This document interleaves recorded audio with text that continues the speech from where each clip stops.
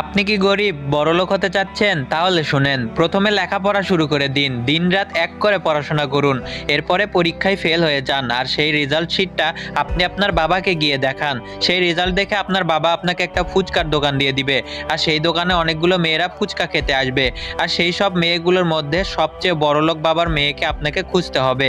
যখনই সেই মেয়েটা ফুচকা খাওয়ার পর আপনাকে ফুচকার টাকা দিতে যাবে, আপনি টাকা দিতে না করে দিবেন এবং বিকাশে টাকা দিতে বলবেন। বিকাশে টাকা দেওয়ার ফলে আপনি তার নাম্বারটা পেয়ে যাবেন।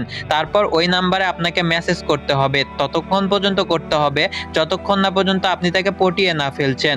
এবং পটানো হয়ে গেলে সে আপনাকে তার বাবার সাথে দেখা করাতে চাইবে। তখন তার বাবা আপনাকে বলবে, তুই কত টাকা চাস আমার মেয়েকে ছাড়ার জন্য? আর তখনই আপনি 1 কোটি টাকা চাইবেন, আর এইভাবে আপনি হয়ে যাবেন কোটিপতি। আর হ্যাঁ, একটু কপলিং করে দিবেন, তাহলে আমার বুদ্ধি কাজ করবে, না হলে কিন্তু কাজ করবে না।